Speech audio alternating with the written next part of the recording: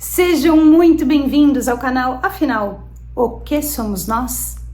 Assistam agora a segunda parte da entrevista da Gisele Sâmia, onde ela responde as nossas perguntas e também nos traz novas e profundas informações sobre a sua EQM. É imperdível e você vai amar. Se você não assistiu a primeira parte, não se preocupe, é só acessar o link que está disponível para você aqui em cima e também na descrição do vídeo. Corre lá, assiste a primeira parte e vem aqui para fechar com chave de ouro. Bom proveito!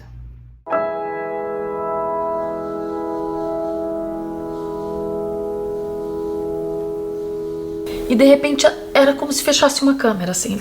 Aquela luz fechou e eu senti uma onda assim e eu abri o olho na UTI. Só que quando eu abri o olho na UTI, é lógico, né, que o ser humano ele é muito arrogante, né? E eu, claro, a maior arrogante do mundo, porque eu nunca entendi o que ele falou. Eu só entendi quando eu voltei pro meu corpo a dor que eu ia sentir. Não era dor só física, era a dor de saber o quanto a gente erra no planeta e o quanto a gente não valoriza nada que a gente tem, nenhum ser que existe ao nosso lado, o quanto a gente personaliza o amor, o quanto a gente acha que o amor é único. Eu amo minha filha, amo meu filho, amo meu marido, amo minha mãe. E não é assim. O amor é uma energia, uma frequência. Você pode doar ela para essa parede, para essa almofada, para você que eu nem conheço, acabei de conhecer, para um quadro, para uma flor, para um animal. Amor é amor. Ele é só puro. Mas eu não sabia disso. Eu fiquei sabendo naquele segundo. E naquele segundo eu vi como eu era arrogante.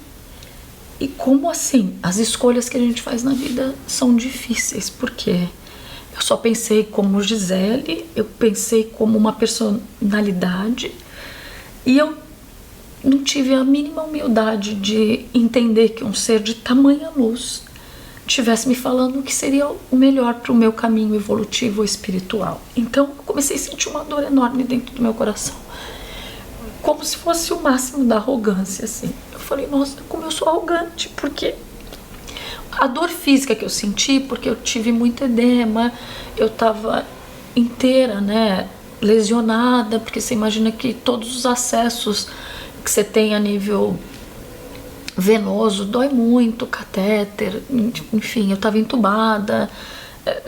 São dores físicas, elas não se comparam. Foi muito dolorido, mas elas não se comparam à dor, que é a gente não seguir a parte espiritual. Essa luz que existe, que habita em cada ser e que a gente não tem noção. A gente se acha muito especial, muito diferente, mas a gente não é, né? A gente só tá aqui experienciando. E aí eu demorei alguns dias, porque foi muito difícil a minha resposta, assim. Eu não respirava, eu tive uma pneumonia gravíssima, né? Então eu fiquei entubada alguns dias. E depois que eu soube que eles decidiram naquele dia tirar a minha sedação, porque eu já estava muitos dias em coma, eram 30 dias, e eles tinham pedido para o meu marido assinar, né, um termo, que eles iam tirar minha sedação e que eles tinham a chance de eu estar viva, de eu responder, seria quase zero, mas que eles não tinham mais o que fazer, né? Na verdade, eles precisavam do leito, porque eu não tinha resposta nenhuma, eu já estava praticamente morta. Então eles falaram, não tem mais o que fazer, mas a gente vai tirar a sedação. Foi uma opção deles deixar por 30 dias esse tempo tão longo? Eles tentaram ao máximo que meu corpo estabilizasse, né? E tivesse alguma resposta, mas não tinha resposta. Então eles falaram, olha, a gente vai tirar a sedação porque a gente tem que fazer alguma coisa, a gente tem que dar algum estímulo para ver se ela retoma, né? E quando eles tiraram a sedação, eles pediram para assinar um termo, porque a chance de eu ter sequelas era altíssima, e a chance de eu ter também um retorno, de eu voltar fisicamente, de eu ter um retorno do coma também, né? Em que momento que você abriu o olho, que você está de volta ao corpo, você ainda estava em coma? Eu estava entubada, mas eu já não estava mais em coma. Eu estava em coma, né, que eles falam. Você mas estava sedada. Eu estava sedada. E mesmo assim você abriu o olho. Mesmo assim eu senti como abrir os olhos. Olha que interessante, né? Isso é bem importante você perguntar. Porque na hora que eu acordei, que eu comecei a ter batimento alterado, né, que os parâmetros começaram a mudar, o meu ex-marido fala que ele estava indo, eu não lembro se ele estava indo buscar alguma coisa no hospital ou levar alguma coisa no hospital, e ele fala que eram umas 11 e pouco da noite, e ele pediu, né, ele assim, ele é uma pessoa que se comunica muito, ele pediu, pelo amor de Deus, deixa eu entrar, não é horário de visita, mas eu preciso vê-la. Ele falou que sentiu alguma coisa, ele falou, eu preciso, e aí a enfermeira com tanta dó, porque toda hora eles estavam todo mundo e tal, e já achando que realmente eu não ia ter resposta, assim, que eu não ia voltar, ela falou, tá bom então, sobe, mas rapidinho. Ele falou, não, é que eu vim trazer um creme pra eles passarem nela, porque ela tá tendo escaras, né. Não, então tá bom, sobe rapidinho, né. E aí ela deixou ele subir. Quando ela deixou ele subir, foi a primeira vez, foi quando eu voltei pro corpo, que eu senti meus olhos abrirem.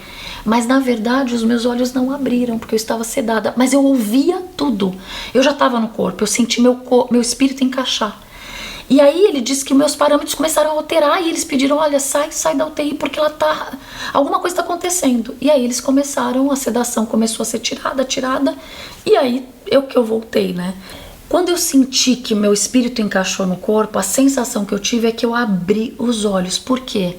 Eu continuava a enxergar tudo que estava à minha volta. Só que eu não estava. Meus olhos, eles abriam e fechavam, né? Porque a sedação foi parando e eu fui entender. Só que eu não enxerguei. Eu demorei 3 dias para enxergar.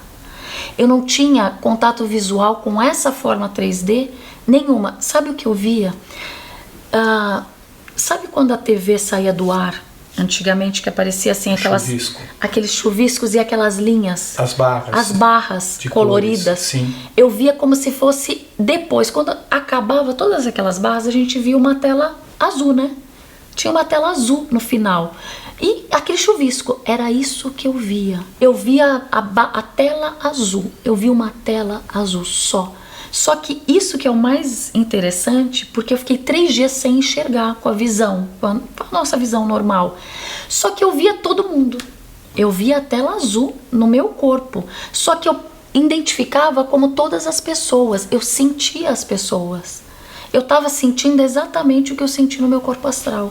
Ou seja, é como se tivesse um outro tipo de sentido? Um outro tipo, totalmente ampliado. A minha visão, eu não tinha visão, mas eu só sentia. E o sentir as pessoas me traduzia em imagens no cérebro. E que pessoas você via? Todas as pessoas que estavam na UTI. Todas as pessoas que morriam na UTI, porque eu fiquei uns dias na UTI, né, ainda. E eu via os espíritos das pessoas, quando eles deixavam, faleceu o box do lado, né? Então, eu via o espírito saindo do corpo e andando. E aí depois o corpo físico da pessoa. Isso foi muito intenso pra mim, porque eu falei, gente, eu fiquei louca, porque eu não vou voltar a enxergar. E eu só ouvia tudo, claramente, o meu marido, a minha mãe, todo mundo, a minha família falando comigo, porque eu não me mexia, não tinha, eu ainda estava entubada, né? Eles decidiram tirar o tubo, eu acho que alguns dias depois. E aí os médicos chegavam e falavam, nossa, ela acordou do coma, a gente sabe que ela tá acordada, mas ela não sensibiliza, você vê, você pega na mão dela, ela não mexe a mão. Eu tô avisando vocês que ela assim, vai ter várias sequelas, ela não enxerga, a gente vai fazer. E eu ouvindo tudo isso, então assim, eu queria mexer alguma coisa, eu não mexia nada, entubada. E aí eu lembro do dia que ele chegou pra mim, um médico, e falou assim, eu sei que você me ouve, Gisele, por favor, eu vou tirar seu tubo hoje.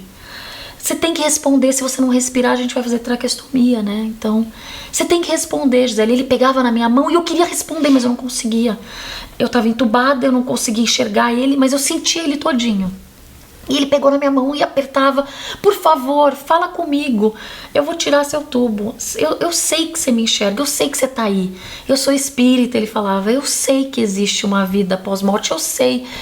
E eu escutava tudo aquilo. E aí ele montou a bandeja, né, do procedimento e falou assim, olha, eu não quero te assustar, mas é isso que vai acontecer, tá? Se você não conseguir respirar, você tem que respirar. E ele falou, ó, vamos fazer assim, eu vou dormir com você essa noite. Eu vou passar a noite inteira de plantão aqui. Ele e uma outra médica. E a gente vai se revezar. Por favor, me responde, faz alguma coisa, porque senão amanhã de manhã eles vão fazer a tráqueo, né? E aí quando ele falou aquilo, veio uma sensação assim, nossa, eu tô perdida, porque se fizer a tráqueo, né? Eu já tô com tanta dor no meu corpo, eu sentia muita dor. E o que vai acontecer? E aí ele pegou na minha mão, apertou bem forte e falou, eu tenho certeza, você não vai me decepcionar. Você não vai me decepcionar, você tá escutando? Eu vou passar a noite inteira com você. E aí quando ele falou isso, eu pensei e senti em todos os anos que eu fiz de meditação. E eu falei, não, eu tenho capacidade de curar meu corpo, eu preciso voltar a respirar. Amanhã ele vai e eu tenho que voltar a respirar, porque eu tava com oxigênio, com tudo, e eu não respirava, eles tiravam, eu não conseguia, né? E aí eu entrei dentro de mim e comecei uma meditação imensa. E tem mais o fator de eu ser alérgica, então a pneumonia era muito grande, os antibióticos me davam muita diarreia e eu tinha vários efeitos colaterais. Então o antibiótico eles faziam eu tinha diarreia demais, então foi muito difícil, foi muito traumatizante e meu pulmão não respondia, né? Então eu me visualizei dentro do meu corpo indo lá no meu pulmão. E eu fiquei em estado de meditação a noite inteira. E eu não sei o que aconteceu, mas efetivamente eu comecei a respirar com muita dificuldade. Eles tiraram o tubo e tiraram tudo e eu consegui começar a respirar e foi horrível, porque eu respirava com muita dificuldade, muita, né? Mas eu fui evoluindo e com o passar dos dias eu comecei a conseguir mexer e passado alguns dias voltou minha visão. Então acho que foi no 3º pro 4º dia eu comecei a enxergar as pessoas e eu não conseguia falar. Então foi muito engraçado que a minha mãe chegou um dia e falou assim, filha, faz assim, ó, eu sei que você tá conseguindo entender a mãe, né? E eu não tava enxergando ela ainda. Escreve aqui, ó, escreve aqui pra mamãe e tal, o que você quer falar, né? E eu, dentro da minha mente, estava escrevendo, né? Depois, quando ela me mostrou, eu fiz vários rabisquinhos, assim, como se fosse criança, porque eu não tinha coordenação nenhuma motora. Então, os dias foram passando, eu fui melhorando. Eu lembro bem, assim, de várias pessoas que foram passando no meu box e me chamavam de bruxa, porque eles iam lá, porque ficou muito nítido pra mim que a gente é um espírito contido num corpo. E eu estava muito sensível, eu conseguia ver as suas vidas, eu conseguia ver as suas emoções. Então as pessoas se revezavam assim no meu box para perguntar, mas o que eu fiz? Que vida eu tive? Então foi muito estranho isso, porque eu acho que acabou sendo até como se fosse uma exploração, sabe? Porque estava muito límpido, assim, pra mim era muito claro. Eu via você, eu conseguia ver todas as vidas, eu conseguia ver todas as emoções e aquilo batia. Antes da sua experiência, você já tinha claro pra você de que nós tínhamos várias vidas? Então, vamos pensar assim, né? Eu sempre estudei muito essa coisa, essa questão que a gente chama que é a parte espiritual do ser, né? Eu acho que a gente não é só uma matéria. A gente é alguma coisa que habita a matéria.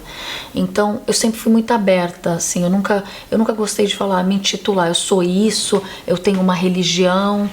Não, eu acho que a gente é um ser.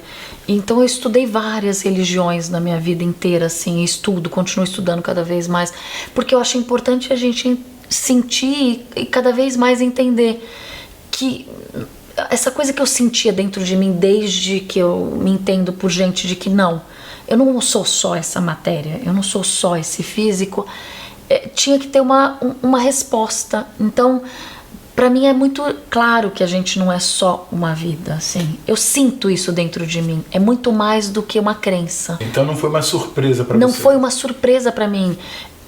Porque pra mim eu já sentia, mas eu não queria crer numa religião. Então eu nunca gostei de me intitular. Eu sou budista, eu sou católica, eu sou isso, eu sou aquilo, porque eu acho que é muito além de tudo isso. Não tem um nome. Então, e eu acho que isso ficou muito enraizado dentro de mim com essa verdade que eu já sentia antes na minha vida inteira. E poder ver assim as pessoas e várias vidas e você ir passando isso para a pessoa e ela se identificando com tudo que você falava, foi uma coisa nova para mim. Você olhava para a pessoa e sentia o que ela tinha sido, não é que você enxergasse. Não, eu enxergava. Por exemplo, hoje eu tô olhando para você e só enxergo você. Mas ficou alguns dias isso muito latente. Eu via você, outra vida que você teve, outra história, tudo ao mesmo tempo. Era várias linhas, sabe, de vidas no mesmo tempo aqui. Então fazia muito sentido, porque eu falava, olha, mas você tem essa dor, você tem isso, você tem aquilo, e as pessoas, nossa, seria como, sei lá, uma mediunidade, não sei, uma visão. Mas isso passou. Eu fiquei acho que uns 15 dias assim. E eu todo mundo que eu via, eu sentia um amor imenso, assim, imenso. Era uma coisa assim, não é um amor pela pessoa, qualquer pessoa. Acho que isso eu já sentia. Eu falo que eu não sou... todo mundo me chama assim de fria, né? Na minha família as pessoas me chamam de fria. Falam, você é muito fria. Porque eu não consigo falar, eu te amo só você. Eu falo, eu amo você, mas eu amo também um paciente. Eu acho que o amor ele transcende. Então as pessoas me chamam de fria. Elas falam, você é muito fria. É engraçado que parece contraditório. Porque se você não personalizar o amor para convivência, é contraditório, porque as pessoas querem aquele amor só para uma pessoa, né? Então a mãe fala, nossa, mas você só não me ama? Não, eu amo você, eu amo a fulana, amo ciclana, amo tudo. Mas eu sou sua mãe, sabe? A gente tem essa coisa da identidade muito clara. E pra mim não, então sempre foi muito assim, então eu sou tida como fria. Então é importante lembrar. E quando eu voltei no corpo, isso foi fantástico, porque eu podia sentir, nem ligava, sabe? Se as pessoas estavam falando que eu era fria ou não. Nossa, todo mundo eu amava, sentia. E só sentia. Isso foi bem importante pra mim. Depois eu voltei, minha vida mudou totalmente, eu acho que... eu renasci de novo, em todos os sentidos. Se imagina, se antes eu era tida como fria, depois eu virei o máximo da frieza, porque assim, o que eu tiver que passar pra você, eu vou passar claramente. Eu não vou ter muitos filtros, sabe, de sociais, ou não, se eu falar, olha, eu acho, Carlos, que não tá certo isso, eu acho que não tá certo assim. Então eu passo para as pessoas, e as pessoas acham que isso não é legal, não é todo mundo que gosta do que é a verdade. Quer dizer, você era considerada fria antes por ser talvez um pouco racional, e depois por causa desse amor universal e pouco personalizado. Então é difícil para as pessoas, sabe? Então, lógico, assim, tiveram várias situações que foram muito impactantes, porque eu acho que eu não me permiti mais, uma coisa foi muito importante na minha vida, eu não me permiti mais ser vítima dos dramas, sabe? Dramas familiares, dramas emocionais de amigos. Então, assim, eu acho que todo mundo é capaz de ir lá dentro e buscar a verdade. Então, é muito mais bonita a vida. E a vida é muito curta. Para que a gente vai ficar fazendo um drama para ter uma ação, para ter uma resolução, Eu acho que não dá para ser assim. Então, agora eu me sinto mais eu me sinto mais íntegra com esse presente que eu ganhei, que é saber que a vida é luz, é saber que a vida é amor, é saber que a gente veio aqui para cuidar mesmo. Você viu uma reunião, isso me parece o mais importante de tudo, sim. Discutindo o futuro da Terra. Você fala de uma quinta raça, você fala que talvez o planeta seja até extinto, corre esse risco, e você voltou para sua vida normal. Como é que você soma essa informação tão potente que você teve lá com a sua vida normal aqui? Você está num mundo que talvez seja extinto, mas você está na sua vida normal. Como é que fica? Sim, eu acho que a resposta é um pouco ampla, mas eu demorei um tempo, eu acho que eu demorei uns 3 anos numa busca interna incessante, até eu acalmar, eu neutralizar, porque foi uma enxurrada de informação tão grande e que eu fui querer ter certeza que era verdade. Então eu busquei inúmeros retiros, eu busquei inúmeras respostas científicas mesmo. Assim, será que o planeta realmente corre esse risco? Será físicos, astrofísicos? Eu fui estudar muita coisa para ver que realmente a gente corre esse risco, para ver que essa reunião em vários canais também as pessoas mencionaram dessa reunião, que existiu essa reunião, que existiu esse encontro de seres. Enquanto eu estava numa UTI, nem sabia que esse encontro estava acontecendo. E essa reunião que as pessoas sabem que existiu coincide na época? Na data. Que seria toda. qual? Seria 23 de setembro, né? De 2009. Quando a gente entra para pesquisar, você acha várias menções disso, várias informações falando desse tipo de encontro, né? E que eu não fazia nem ideia, né? Eu tava numa UTI, enfim. Outra coisa bem legal também, que depois me ajudou, é uma artista, eu esqueci o nome dela, acho que é Krista, é uma artista americana, prodígio, é uma menina prodígio americana, e que ela desenha esses seres desde criança. Ela desenha esses seres que eu vi, todos eles. Ela tem várias obras. E você, quando viu os desenhos dela, você reconheceu? Eu chorei muito, eu me arrepia de falar. E a história dela é muito bonita, porque ela fala que de repente a mãe fala que ela começou a pintar, e os pais se dedicaram à vida dela. Então, quando vai procurar lá artista prodígio americana, você acha ela, uma menina de... Krista. Eu acho que é Krista, mas eu sou péssima de nomes, assim. Mas se você colocar artista prodígio americana, você vê as obras dela. E ela falando, e ela retrata Jesus, ela retrata vários seres, e exatamente esses seres que eu vi.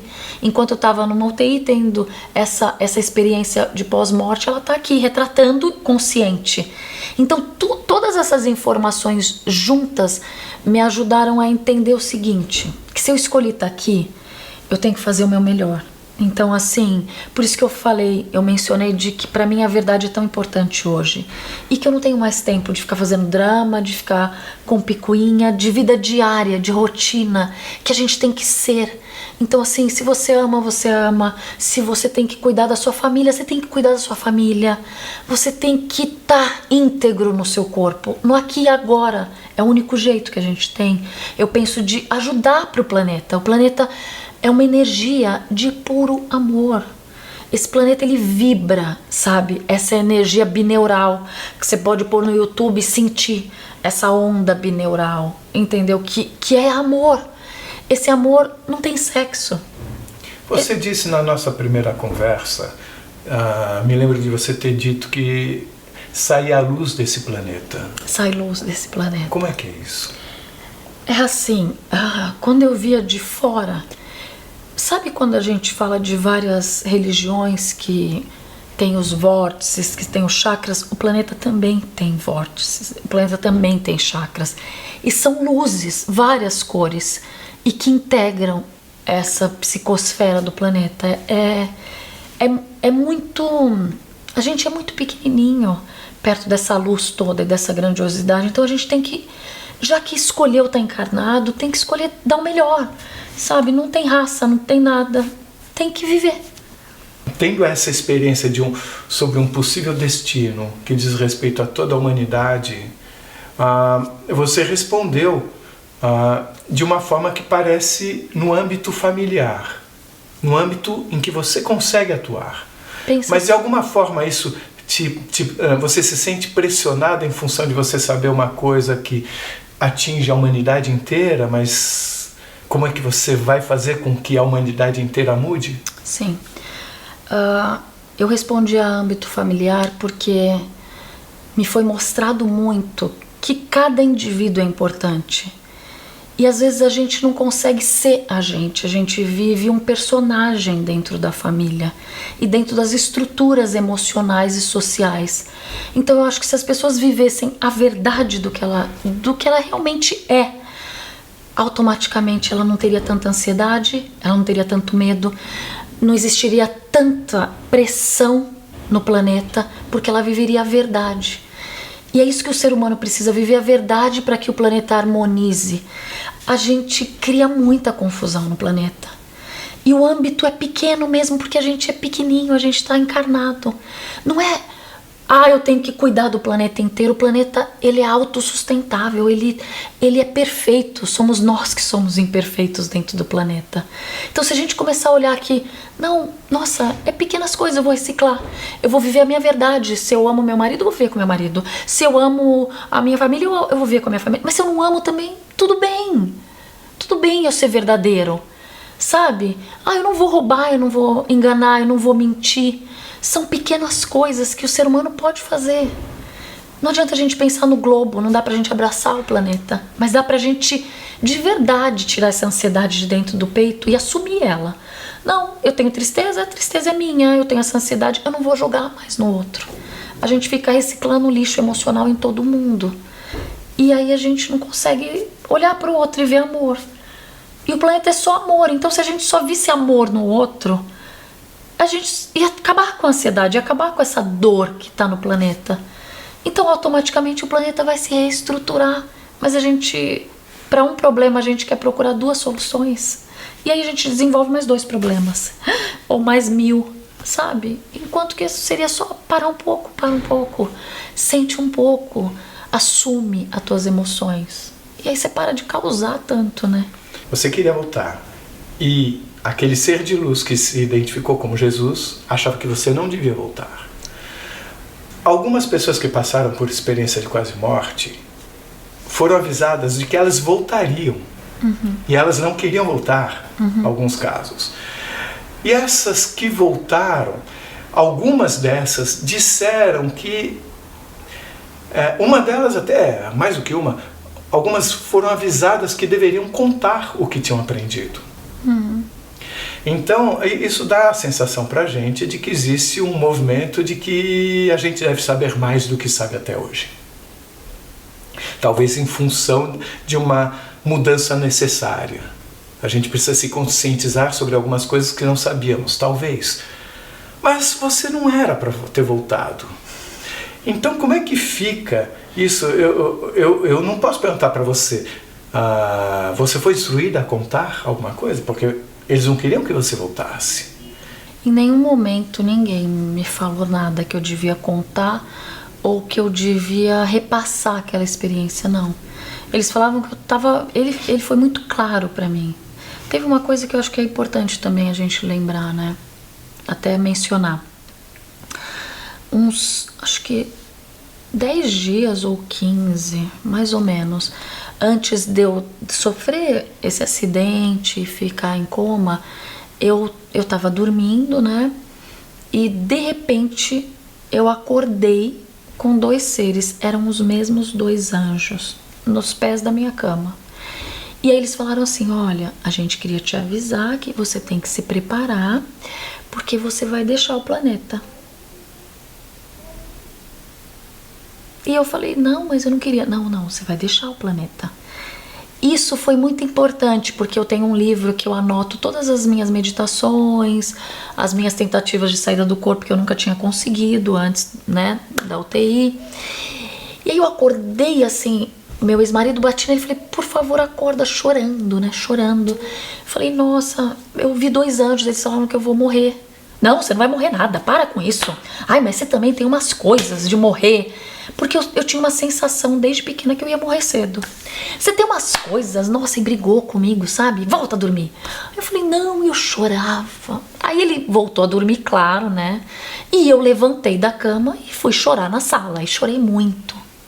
E eu olhava meu filhinho dormindo, minha filhinha, meu Deus, eu vou morrer, eu tenho certeza. Nenhum anjo aparece assim, quem sou eu, né? Vou morrer. E eu lembro de escrever nesse caderno de anotações que eu tenho, falando disso. Então, quer dizer, eu tinha sido avisada que eu ia morrer. E eu deixei, e eu lembro, eu tenho um rito tibetano, né, de passagem dos mortos, então eu fiz um ritual, deixei pronto para minha irmã, falei, olha, a gente demora alguns dias para sair do planeta, né, o corpo espiritual, por favor, não me cremem. Tá louca que você vai morrer? Você tá ótimo, você não tem nada. Não, eu não sei, pode ser que eu morra um dia, né? Mas fica com você. Você faz pra mim, tá? E aí eu lembro que eu fiquei meio nessa frequência, assim, sabe? De, nossa, eu vou me desligar. Então, quer dizer, supostamente eu tinha sido avisada que eu ia me desligar. Mas eu não tive coragem na hora que aconteceu tudo aquilo, eu não me senti pronta. Então, e ninguém nunca me pediu, olha, fala da sua experiência. Não. Eu falei para todo mundo que eu senti vontade. Sabe, assim, para as pessoas que eu senti vontade, mas eu não... Você sente vontade de alertar? Eu sinto vontade de escrever um livro. Eu sinto muita vontade de escrever um livro. E eu estudei bastante, assim, mas eu ainda não me acho pronta para escrever um livro que fale dessa passagem e que fale desses seres que habitam o planeta. E então, ainda eu acho que eu não estou preparada, assim, para escrever. Como é que você... Eu acho que eu tenho essa missão de escrever um livro, sim. O que faz você definir que eles eram anjos? Então, quando a gente está fora do corpo, quando a gente não está nessa constituição, assim, de matéria, né? A gente sente. Então, eu tenho certeza que eles eram anjos. Não pela forma angelical que a gente visualiza na nossa mente, né? Quando a gente pensa num anjo, a gente tem aquela imagem. Não. Eles não tinham asas. Eles não tinham asas, eles eram seres muito grandes, assim, de altura. Tinham eram mais homens ou mulheres? Ou não tinham sexo? Não tinham sexo, é. Você sente uma coisa angelical e que dentro do teu cérebro parece que te remete à informação de anjo. Mas em nenhum momento eles falaram, nós somos anjos. Não, mas eu tenho certeza que eles eram anjos. E da mesma forma você tinha certeza que eles não tinham sexo? Não tinham. Você não sente. É diferente. Você sente que é um ser. E é difícil colocar em palavras, mas a gente não tem nada aqui tão puro, sabe? Eu acho que quando vários artistas, vários gênios tentaram colocar em palavras, né? Eles lembram muito essa coisa angelical com a pureza infantil, né? Com essa pureza da criança. Eu acho que a criança tem muito isso, dessa pureza. Mas é mais pura, é infinitamente mais pura. É diferente. Nessa reunião, onde foi essa reunião? Foi em que dimensão? Essa reunião não foi no planeta Terra, ela estava fora do planeta. Eu via o planeta dessa reunião. Ela parecia como se fosse uma nave, mas a estrutura, ela parecia como uma estrutura plana em vários níveis. Então, era como se eu estivesse numa nave, como se fosse um avião, mas uma nave, era grande. E não estava no planeta, ela estava fora da órbita, porque eu via o planeta. Que planeta? O planeta Terra. Eu via o planeta Terra. É como se fosse numa nave espacial perto do planeta Terra? Perto do planeta Terra, na nossa galáxia. Isso eu tenho certeza absoluta. E quanto a dimensões, você teve uma percepção da existência de diferentes dimensões? Eu tive essa percepção nítida de que existem várias dimensões, inclusive dentro do planeta. Sim. E eu acho, depois pensando, estudando, coletando informações de pessoas também que tiveram, que esse lugar que eu fiquei, essa cúpula, foi para preparar o meu corpo astral para poder estar em outras dimensões, para poder acessar, né? Senão eu não acessaria, acho. Você acha, então, que no próprio planeta Terra tem várias dimensões coexistindo e sem uma saber da existência da outra? É como se os mais evoluídos é uma palavra difícil de colocar, mas eu acho que seria isso, desculpa. Como se os mais evoluídos soubessem da existência dos seres humanos, que não estão aptos a olhar que são seres humanos e se, sabe, assim, tomar como para si essa coisa, eu sou um ser humano, eu tenho que existir como forma humana, foi essa a minha escolha. Eles sabem da gente, mas é como se a gente não quisesse enxergar eles, a gente não tivesse preparado. É como se a gente tivesse um capacete mental e que a sua mente te filtra, você não enxerga eles, mas eles estão aqui existindo. Todas essas existências, você sente que estão sob o mesmo guarda-chuva? Não. Quando eu fui levada nesses planos, teve uma coisa que é bem sentido, assim, que existe essa coisa de negativo e positivo, se é que pode se chamar assim. Existem energias que são densas mesmo, que são negativas, que são que trabalham numa coisa destrutiva. Seria talvez uma ignorância, ou seria uma inconsciência, ou seria uma vontade de fazer o mal. Eu acho que pra mim é muito nítido que ele existe, sabe? E também faz parte do todo, faz parte quimicamente do todo, mas existe essa energia que é mais densa, que é mais maléfica, vamos dizer assim. A Érica Guarnieri, quando passou por uma experiência de quase morte, ela dizia que se sentia ligada ao todo. Sim. Você se sentiu ligada ao todo. Sim. Dá pra gente dizer que todos estamos interligados? Todos. Inclusive os negativos? Inclusive os negativos. Então, de uma certa forma, é isso que eu quero dizer com estarmos todos sob o mesmo guarda-chuva. Sim. Estarmos todos interligados. Sim, todos interligados, sim. Como se houvesse uma grande história sendo contada. Sim. E a história da humanidade é parte dessa grande história. Sim. E qual seria a missão da humanidade? Qual é a razão de ter sido criada? É um capítulo especial? Eu não consigo te responder porque eu não tive acesso a isso, mas eu posso pensar, talvez, e trabalhar toda a informação que eu tive e que talvez responda parcial a sua pergunta, no sentido de que o planeta, como eu senti várias dimensões, esse planeta é para experienciar essa frequência amor. Então, quando a gente...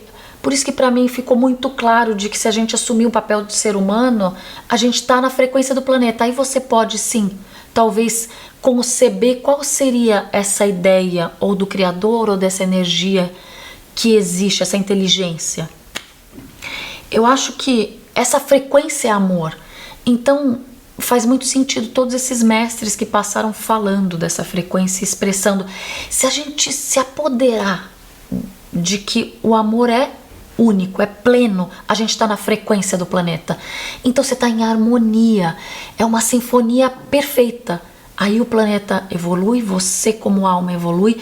Eu acho que aí sim a gente teria capacidade de enxergar um pouquinho mais desse outro capítulo, ou dessa história que você gostaria. Mas eu acho que antes a gente tem que sentir esse amor, tem que vivenciar esse amor. Essas pessoas que estavam presentes na reunião, eu imagino que havia pessoas de várias dimensões. Uhum. Havia pessoas também que viviam em outros planetas materializadas como nós vivemos na Terra? Então, os reptilianos, eles são seres diferentes, né? Eles têm uma forma de réptil mesmo.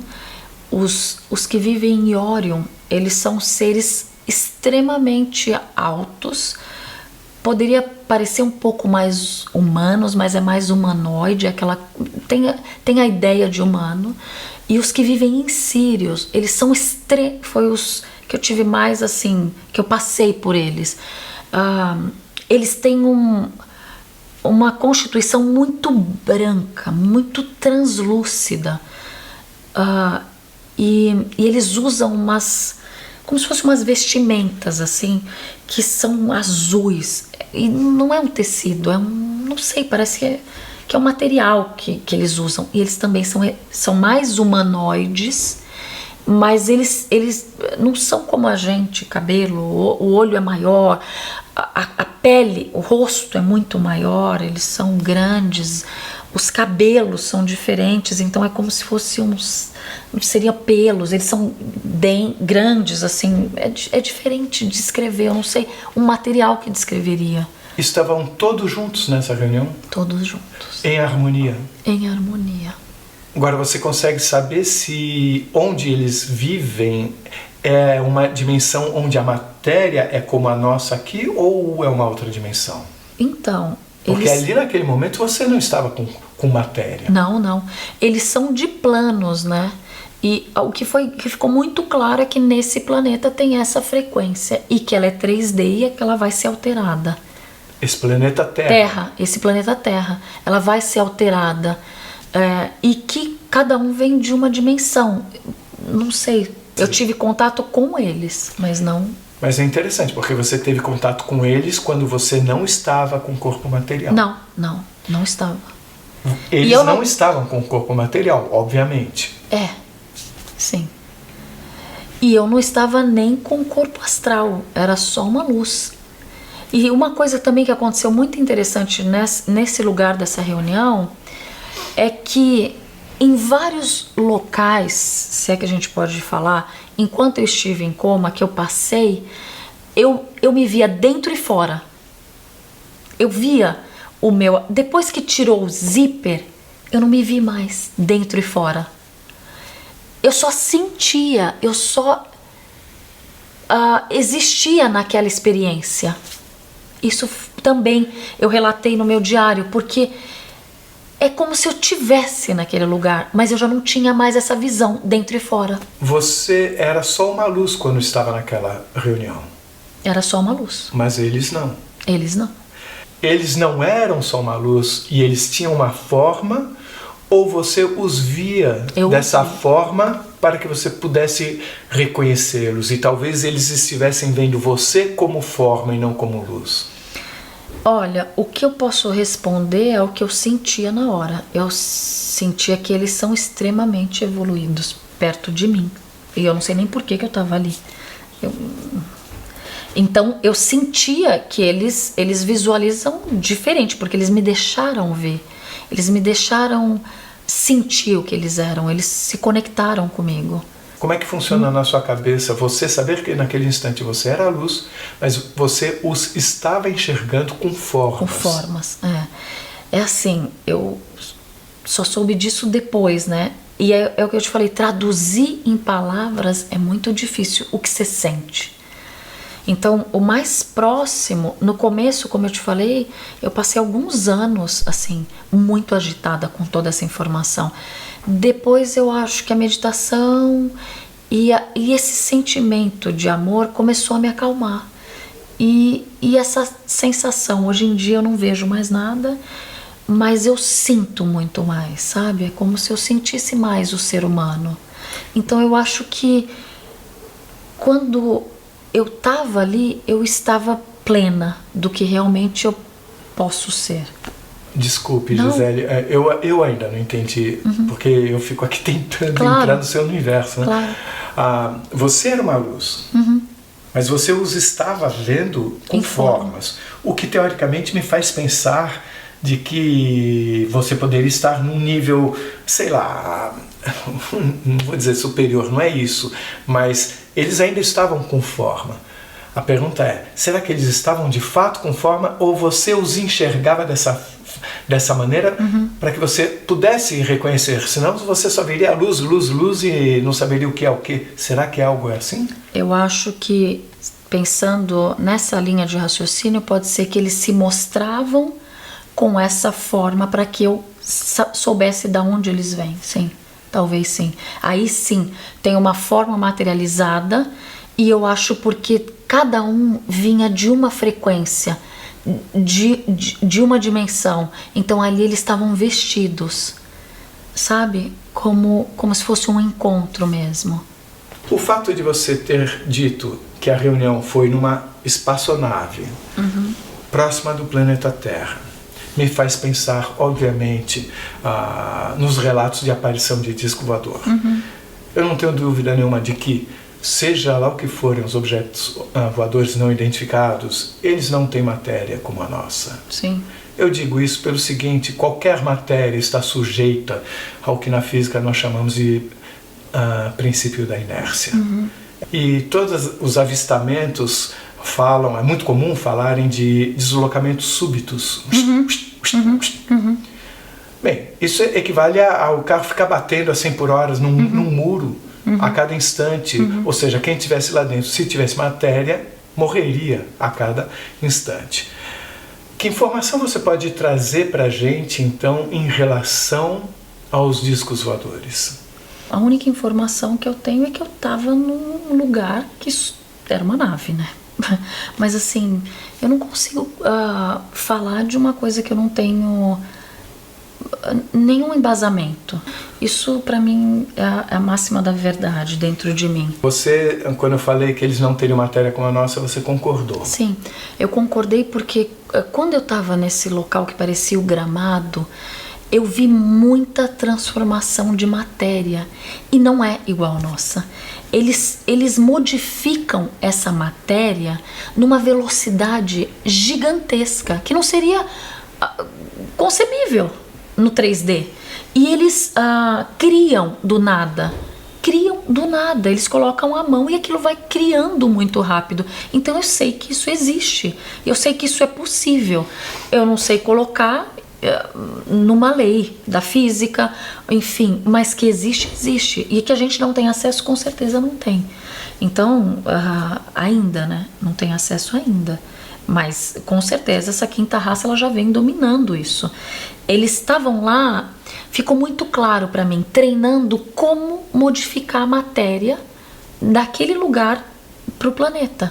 Como fazer essa matéria transformar aqui, criar lugares para viver, alimentação do nada. Você tem uma compreensão diferente hoje sobre o que seria essa quinta raça? Essa quinta raça?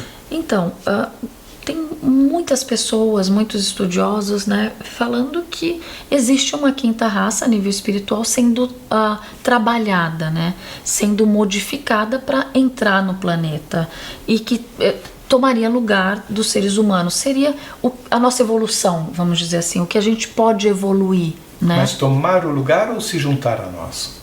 Ou vai depender do que nós fizermos? O que foi muito claro para mim nessa reunião é que depende do que a gente faz aqui no planeta. E são pessoas que nós vamos distinguir visualmente como sendo diferentes de nós, ou são simplesmente seres mais evoluídos, porém num corpo como o nosso? Agora eu vou devolver a pergunta. Será que a gente vai estar aqui para distinguir? Bem, a minha curiosidade depende disso. Eu não sei. Assim, eu acho que depende muito da nossa aplicabilidade enquanto ser humano, né? De realmente se apoderar do que a gente veio fazer no planeta. Cada um acordar essa consciência. Quando você fala em quinta raça, quais são as 4 primeiras? Eu acho que são as involuções, né? Desde o Homo sapiens, de tudo que vem vindo, né? Algumas pessoas falam que após a experiência de quase morte, elas continuam, de uma certa forma, conectadas com esse lugar. Uhum. Como se a porta não tivesse fechado totalmente. Uma das pessoas diz, não é que eu volte lá, mas eles vêm aqui. Uhum. Você sente isso na sua vida? Olha, eu não sinto como se a porta tivesse aberta, não. Eu sinto que eu mudei. E que não é que eu tenho acesso a esse lugar. Eu tenho acesso a mais de mim mesmo em todos os lugares que eu habito no planeta, então, e fora dele também. Quando eu medito, é totalmente diferente a minha meditação pós-trauma do que anteriormente. Hoje em dia, quando eu medito, eu posso meditar por horas e horas e horas, completamente livre de querer estar num local ou querer estar em outro. Você sai do corpo? Olha, eu consegui sair do corpo algumas vezes, logo naquele ano. Depois nunca mais eu tentei sair do corpo, mas quando eu medito, eu sinto o todo, totalmente de novo. Mas astralmente, eu me desdobrar, eu não tentei mais. Uma das pessoas que passou por uma experiência de quase morte diz que os sentidos se potencializaram de uma forma que é como se essa capacidade sempre estivesse ali, mas ela não notava a existência. Faz sentido isso para você? Faz muito sentido. Eu acho que assim, a gente não usa 1%. Falam que o ser humano pode usar 7%, 8%, que tem usou 15%, que usou 20%, não sei, do potencial cerebral. E para mim, eu acho que a gente não usa nem 1%, porque a gente se perde muito nessa coisa 3D de problemas e dramas, enquanto que a gente pode sentir o todo, e essa conexão tá toda aqui, sabe? Tá toda. A gente tem essa capacidade de inteligência simultânea o tempo todo, porque eu acho que o que te segura, não no corpo físico, mas o que te segura para não experienciar e não sentir esses 5 sentidos e o 6º sentido mais ampliado é o emocional. Não é o emocional do amor, é o emocional da troca, de querer sempre ter uma troca secundária, né? Que a psicologia fala tanto. E eu acho que quando a gente livra isso, nossa, você tem um acesso muito maior à sua mente. Muito, e muito mais amplo a nível do que é o espírito. Quando abriu o zíper e você se viu luz, eu aqui dentro da minha pequenez da terceira dimensão, eu fico pensando, será que em algum momento você sentiu falta dos sentidos que nós temos aqui? Nenhum momento. Por isso que pra mim não faz sentido mais esses sentidos, sabe? Não tem. A gente briga por nada. Não existe. Não existe. É só porque eu quero ser a Gisele. Ela nem existe. Entende? Mas os sentidos, eu quero dizer, o tato, o paladar. Então, ele não existe. Ele existe e não existe. Porque quando o zíper abrir e eu sair do corpo, quando for a vontade da inteligência e que eu não tiver mais chance de escolher, não tem sentido. E o que vem no lugar dos sentidos é melhor. É infinitamente melhor. Nessa reunião que você teve na espaçonave, quem comandava a reunião? Não tinha um comandante, não tinha uma pessoa, tinham todas as pessoas, ou todos os seres ao mesmo tempo. Eu não via ninguém encabeçando, liderando, não.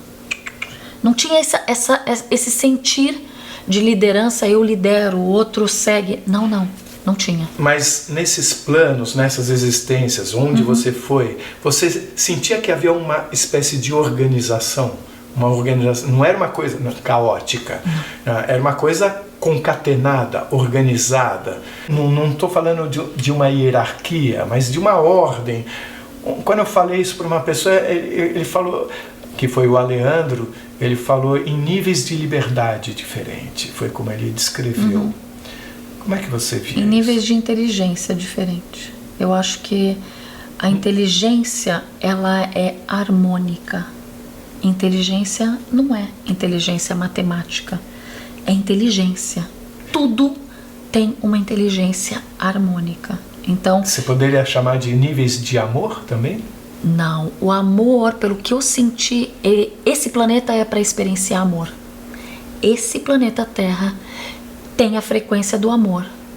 Por isso que aqui todos os mestres o tempo todo falaram dessa frequência amor. É uma frequência, é como ondas. Raio-X, gama, aqui a frequência é amor. Em outras dimensões que eu fui levada, são outras frequências. Você falou sobre essas outras dimensões aqui pra gente, não? Quando a gente está fora do planeta, né? E até dentro do planeta, essas outras dimensões são de amor. Mas quando eu saí para essa nave que eu tava, tem outras dimensões permeando. E que não é o amor.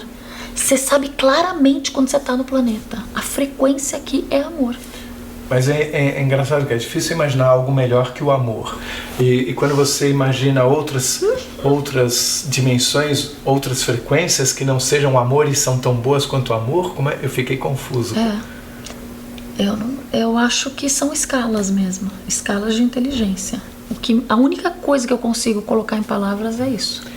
Quando a gente olha o planeta hoje, ele está numa situação bastante complexa. O Brasil está numa situação complexa, o planeta está. Muitos conflitos, eu diria muito ódio. Sim. Eu fico pensando na espaçonave onde você estava vendo e fico pensando também na expectativa que alguns têm, segundo você disse nessa reunião, de que a gente vai conseguir superar isso. Então eu queria que você falasse alguma coisa para quem vai ouvir essa sua entrevista por anos a fio, em muitos lugares, em muitos momentos, que você nos convide de alguma forma, levando em conta tudo isso que você aprendeu, que você desse uma palavra de alento para a humanidade. Eu acho que o que eu sinto hoje é a ausência total do medo. O medo faz com que a gente frequencie mais ainda esse pânico, essa onda de violência, tanto o Brasil quanto o planeta, esse ódio, né? Eu acho que se o ódio tivesse uma mãe, seria o medo. Então, quando a gente não tem a mãe como medo, a gente vai ter a mãe da harmonia. Que aí eu acho que o amor, a mãe é a harmonia. Então, uma mãe que é harmônica tem um filho amor. Então aí você não tem como sentir medo e dar vazão pro ódio.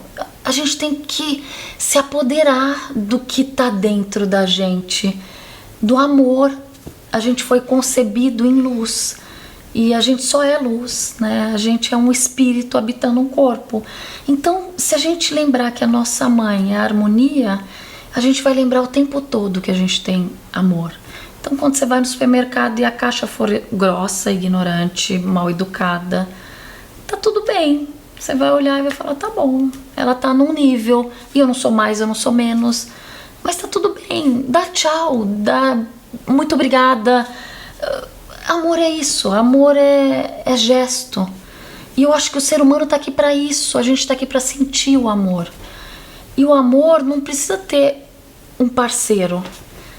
Ele é amor. Então eu acho que se a gente pudesse mudar, a gente mudaria lembrando quem é nossa mãe, né? Meu filho fala uma coisa que me faz pensar muito. Mãe, por que o ser humano tá destruindo o planeta? A gente não tem outro planeta para viver. Né, mãe? Se destruir nossa casa, a gente pode comprar uma outra casa. Seria, nossa, inteligente. Mas não é inteligente. Então, sabe, vamos começar a usar a inteligência. E o veículo da inteligência é o amor. Então vamos usar o amor, vamos cuidar desse planeta. As pequenas coisas, ninguém precisa entrar no Greenpeace ou sei lá. Sabe, é pequenas coisas. Deixa eu cuidar da minha casa, deixa eu amar o trabalho que eu tenho, independente de eu amar ele. Deixa eu amar. A maior parte dos seres humanos se sente desconectado. Por quê? Se ele tá 24 horas com pessoas, né? O êxodo é enorme do campo para cidades. Ah, mas eu detesto a cidade porque é cheia de gente. Mas você que quis lá atrás, né? Um ancestral quis voltar e morar aqui na cidade. Mas aí tá no trânsito, tá xingando. Não, que coisa mais magnífica tá no trânsito. Você tem tempo de pensar, você tem tempo de arrumar a sua agenda emocional, a sua agenda física, a sua agenda de trabalho. Pra que buzinar? Pra que xingar? Pra que transformar em caos? Sabe? É amor. Tá bom, então que coisa magnífica tá no meu carro. Porque eu comprei, ou porque ele tá emprestado, ou porque eu aluguei. Tô no carro. E é um outro ser que tá lá, que é exatamente igual a você. Num outro carro. Então que a gente tenha mais amor. E não precisa ser pelo filho, pela mãe, é por todos. Então, se eu pudesse convidar alguém, eu convidaria primeiro a olhar o amor, né? Se você gostou, por favor, se inscreva no nosso canal. Dê muitos likes, faça comentários, compartilhe com seus amigos. Toca o sininho que assim você sempre fica sabendo quando chega vídeo novo. E se você tem alguma dúvida ou passou por uma EQM e gostaria de compartilhar a sua história com o mundo, por favor, nos escreva. O nosso e-mail é afinal.oquesomosnós@gmail.com. Essa é uma nova fronteira do conhecimento humano. Vamos juntos atravessá-la?